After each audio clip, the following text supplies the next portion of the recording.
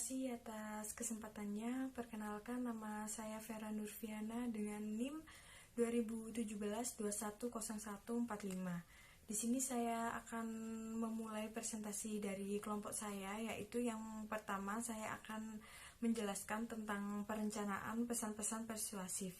Untuk pesan-pesan persuasif sendiri, yaitu persuasif merupakan suatu usaha mengubah sikap atau kepercayaan atau tindakan audiens untuk mencapai suatu tujuan.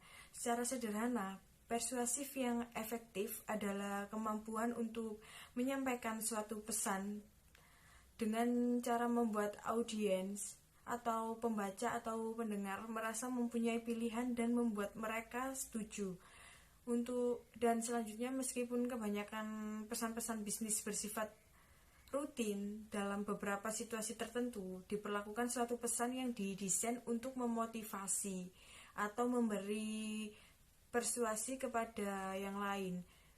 Dan di dalam organisasi itu, pesan-pesan persuasif dimaksudkan untuk menjual ide atau gagasan kepada orang lain, memberi saran agar prosedur operasional lebih efisien dengan cara mengumpulkan suatu dukungan untuk kegiatan tertentu dan untuk meminta bantuan dana bagi pembiayaan suatu proyek tertentu. Pesan persuasif umumnya lebih lama, lebih rinci, dan tergantung pada perencanaan strategi yang cukup ketat karena bertujuan untuk mempengaruhi audiens yang cenderung mempertahankan ide atau gagasannya. Permintaan pesan persuasif sendiri dimulai dengan melakukan analisis audiens dan mempertimbangkan perbedaan budaya dan memiliki pendekatan organisasional. Yang kedua ada analisis audiens. Untuk analisis audiens ini yaitu penyimpanan pesan-pesan persuasif terbaik adalah dengan menghubungkan suatu pesan dengan minat dan hasrat audiens. Untuk mengakomodasikan perbedaan individual komunikator harus menganalisis audiensnya. Kemudian komunikator harus menyusun suatu pesan yang dapat memenuhi kebutuhan audiens. Melalui analisis audiens secara tepat, penyampaian pesan-pesan persuasif dapat dilakukan secara efektif. Contohnya dengan memulai pertanyaan-pertanyaan yang sangat penting. Contoh pertanyaannya dapat dimulai dengan siapa audiens Anda, apakah Anda ingin mereka melakukan apa saja kebutuhan mereka, bagaimana kredibilitas Anda sebagai penyampaian pesan yang dalam mempengaruhi pesan, dan bagaimana budaya organisasi dapat mempengaruhi strategi Anda. Itu contoh-contoh pertanyaan yang menurut saya penting dalam analisis audiens. Dan yang ketiga ada pertimbangan perbedaan budaya. Untuk pertimbangan perbedaan budaya di sini yaitu pemahaman terhadap perbedaan budaya akan membantu komunikator dalam memuaskan audiens. Selain itu juga akan membantu bagaimana audiens memandang komunikator. Ketika komunikator memberikan persuasi untuk budaya yang berbeda, maka cara yang digunakan juga pasti akan berbeda. Misalnya, ini saya ambil contoh ya. Misalnya di Swedia, audiens cenderung fokus terhadap pertanyaan-pertanyaan teori dan implikasi strategi, sedangkan di Amerika lebih cenderung untuk fokus terhadap hal-hal yang bersifat teknis dan praktis. Dan yang terakhir atau yang keempat yaitu memilih pendekatan organisasional, yaitu dalam menyampaikan pesan-pesan persuasif, komunikator dapat menggunakan pendekatan tak langsung atau tidak langsung. Namun jika audiens bersifat objektif atau audiens lebih suka mendengar pesan-pesan yang disampaikan secara segera atau terburu-buru, dapat menggunakan pendekatan organisasional yang tepat, yaitu adalah pendekatan langsung. Terima kasih. Selanjutnya akan dilanjutkan oleh rekan saya. Terima kasih atas kesempatannya. Nama saya Angelia, NIM 034. Di sini saya akan melanjutkan presentasi dari rekan saya, yaitu tentang mengembangkan pesan-pesan persuasif. Yang pertama yaitu menetapkan kredibilitas. Kredibilitas sendiri adalah suatu kapabilitas atau kemampuan, kualitas atau kekuatan yang dapat menciptakan rasa kepercayaan. Kredibilitas ditentukan oleh sejauh mana tingkat kepercayaan dan keandalan komunikator. Apabila kredibilitas komunikator di hadapan audiens diragukan, maka akan cenderung skeptis atau audiens tidak akan menerima begitu saja apa yang komunikator sampaikan. Skeptis sendiri adalah suatu sikap meragukan terhadap suatu informasi atau pengetahuan yang disampaikan. Oleh karena itu, komunikator harus mengatasi audiens yang memiliki sikap skeptis tersebut. Tanpa kredibilitas, upaya komunikator untuk melakukan persuasi akan tampak sebagai bentuk tipuan. Salah satu cara untuk menumbuhkan kredibilitas seseorang adalah melalui fakta. Semua bentuk dokumen, statistik, jaminan, dan hasil riset merupakan bukti objektif yang dapat mendukung kredibilitas komunikator. Selanjutnya yaitu kerangka argumentasi. Ketika telah cukup mengumpulkan berbagai fakta dan bukti, komunikator telah siap untuk membuat kerangka argumentasi. Kebanyakan pesan-pesan persuasif mengikuti rencana organisasional AIDA, yaitu attention, interest, desire, dan action. Yang pertama yaitu attention atau perhatian. Pada fase ini, komunikator harus dapat meyakinkan audiens segera di bagian permulaan bahwa komunikator mempunyai sesuatu yang berguna untuk komunikator sampaikan. Yang kedua yaitu interest atau minat. Pada fase ini, komunikator menjelaskan relevansi pesan-pesan yang disampaikan ke audiens. Kembangkan pernyataan yang telah disampaikan pada fase pertama dengan lebih rinci. Yang ketiga yaitu desire atau hasrat. Pada fase ini, komunikator membuat audiens untuk mengubah keinginannya dengan menjelaskan bagaimana perubahan yang dilakukan dengan memberikan manfaat yang lebih baik bagi audiens. Yang terakhir yaitu action atau tindakan. Pada fase ini, komunikator menyarankan tindakan spesifik yang komunikator inginkan terhadap audiens. Selanjutnya akan dijelaskan oleh rekan saya. Terima kasih atas kesempatannya. Perkenalkan, nama saya Miftahul Jana dengan NIM 2018-210-199. Di sini saya akan melanjutkan presentasi dari rekan saya tentang memilih daya pemikat. Kebanyakan pesan-pesan persuasif itu menggunakan daya pemikat logika dan daya pemikat emosional untuk melakukan persuasi audiens. Untuk yang pertama, pemikat emosional. Komunikator dapat menggunakan atau memilih kata-kata yang sangat berpengaruh pada emosi seseorang. Misalnya kebebasan, keberhasilan, kenyamanan, dan keamanan. Untuk yang kedua, pemikat logika. Ketika komunikator memikat logika audiens, bisa menggunakan salah satu dari beberapa jenis alasan seperti analogi, induksi, deduksi, dan pertimbangan etika. Untuk analogi digunakan untuk melakukan persuasif kepada karyawan agar mau menghindari sesi perencanaan, dapat menggunakan suatu analogi pertemuan komunitas dengan membandingkan perusahaan dengan komunitas kecil tempat karyawan tersebut memberikan nilai bagi anggota komunitas tersebut. Untuk induksi ini digunakan untuk meyakinkan pelanggan bahwa produk tersebut itu merupakan produk yang terbaik dibandingkan dengan produk yang lainnya. Deduksi digunakan untuk melakukan persuasi kepada pemimpin dalam merekrut karyawan baru untuk dapat meningkatkan produk tersebut. Sedangkan untuk pertimbangan etika, pelaku bisnis itu secara etis menginformasikan kepada para pelanggan hal yang berkaitan dengan manfaat ide, produk atau tindakan tertentu sehingga para pelanggan ini dapat mengakui betapa baiknya suatu ide atau produk tertentu yang dapat memenuhi kebutuhan mereka. Sebagai contoh itu seperti iklan shampoo Clearman Ice Cool Menthol yang menggunakan Cristiano Ronaldo sebagai bintang iklannya.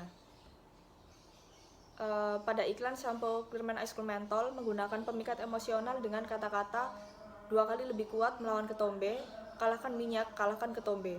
Performa juara dari pria juara.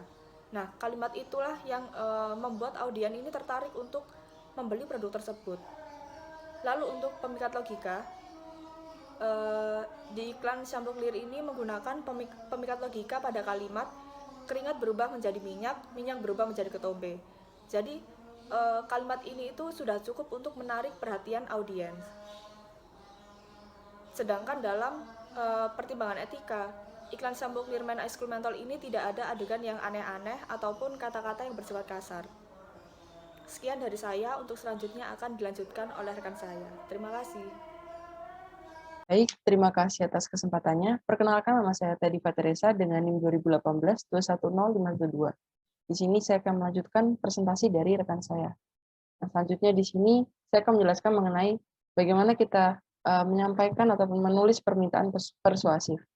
Maksudnya adalah dengan menyampaikan permintaan persuasif ini adalah kita dengan tetap menjaga batas-batas permintaan untuk suatu tindakan tertentu. Nah, dengan membuat dan menjaga permintaan persuasif ini, kita akan mendapatkan beberapa manfaat secara langsung maupun tidak langsung.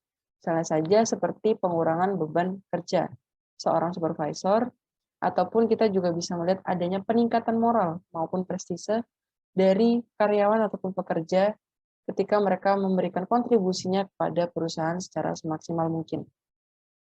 Nah, selain itu, kita juga bisa melihat bagaimana kita bisa menyampaikan permintaan persuasif kita untuk tindakan yang ditindaklanjuti dari atasan-atasan ataupun stakeholder yang ada di dalam perusahaan tersebut. Misalnya saja kita bisa memperhatikan dan merencanakan permintaan persuasif tersebut dengan menggunakan perencanaan organisasional AIDA. Seperti kita tahu, AIDA yaitu A, awareness, I, interest, D-nya adalah desire, dan A-nya adalah action. Nah, caranya bagaimana? Caranya dari awal penyampaian kita bisa menggunakan A terlebih dahulu. A yaitu awareness, di mana kita harus mengundang perhatian terlebih dahulu kepada pembaca agar nantinya pembaca mau membacanya sampai tujuan kita tersampaikan. Nah, setelahnya awareness, kita masuk ke interest.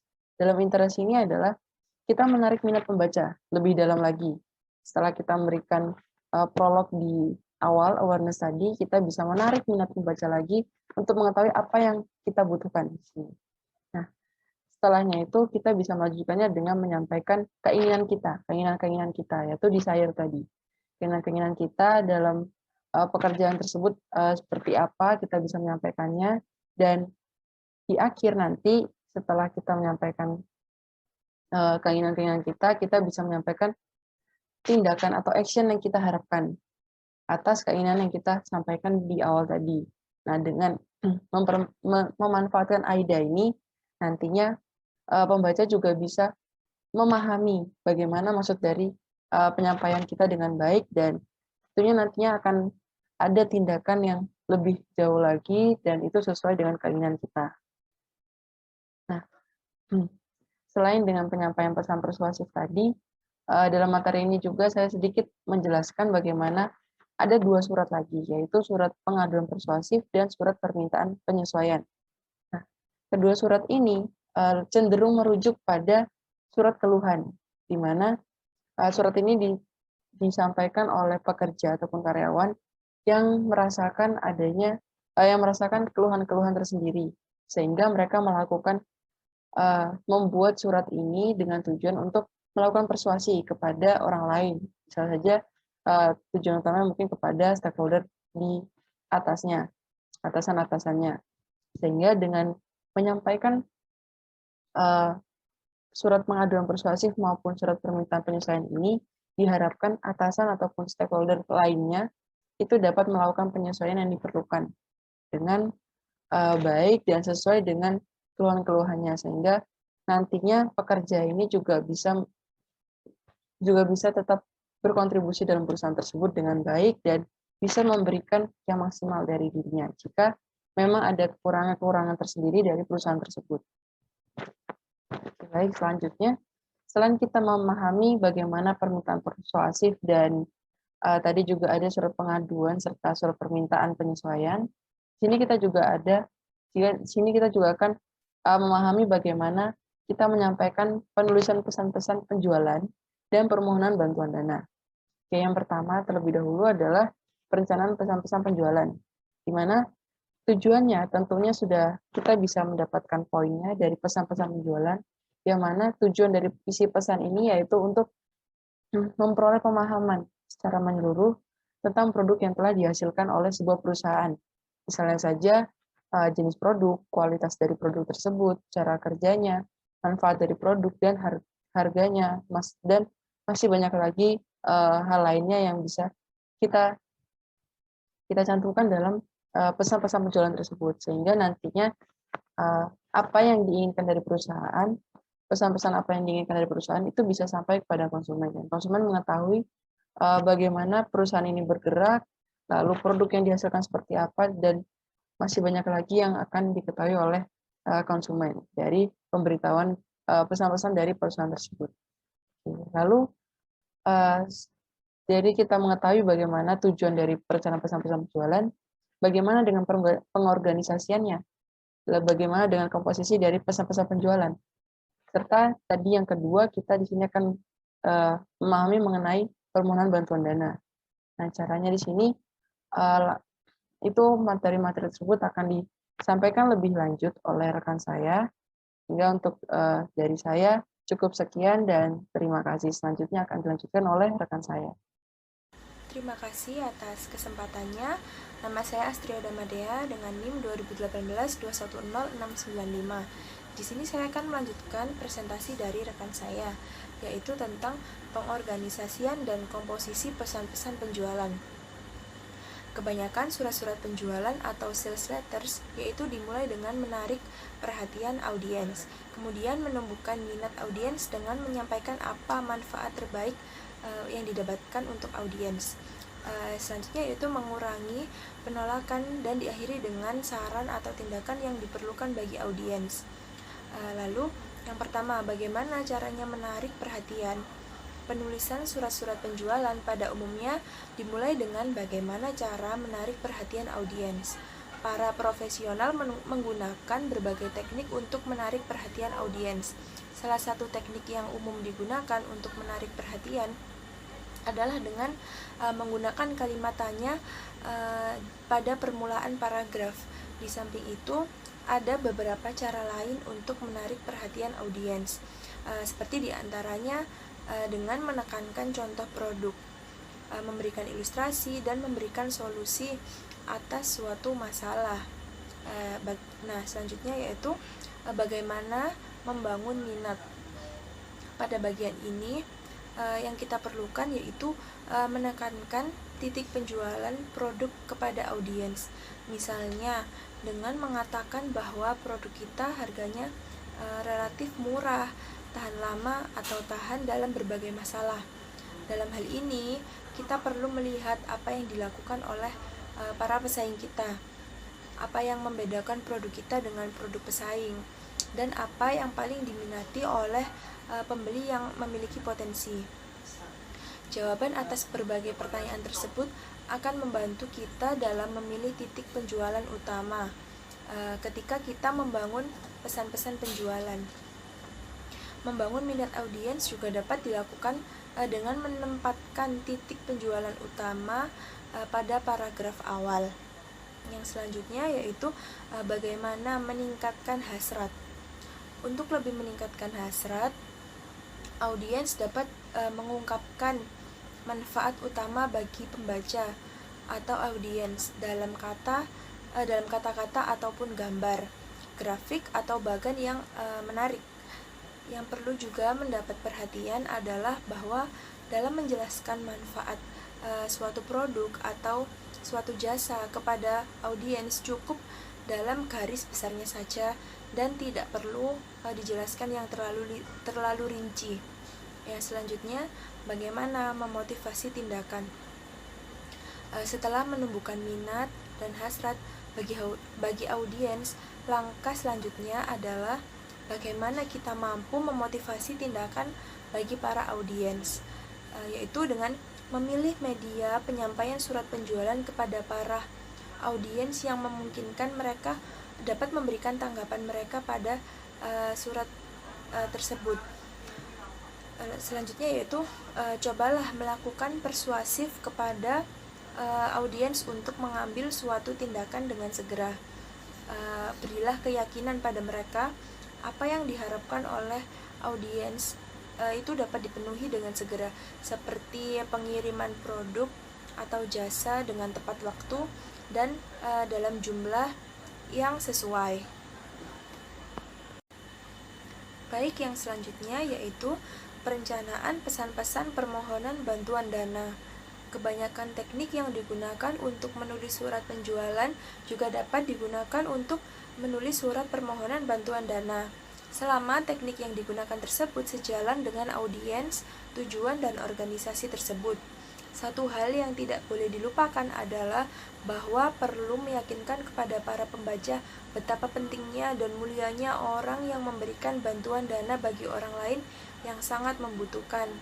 Sebelum menulis surat permohonan bantuan dana tersebut, sebaiknya kita perlu mempersiapkannya dengan baik, dengan cara memahami siapa pembaca atau audiensnya, apa bahasa yang digunakan, apa manfaatnya, dan bagaimana latar belakang pembaca pada umumnya. Hal ini diperlukan untuk lebih memahami apa sebenarnya yang dikehendaki oleh pembaca atau audiens.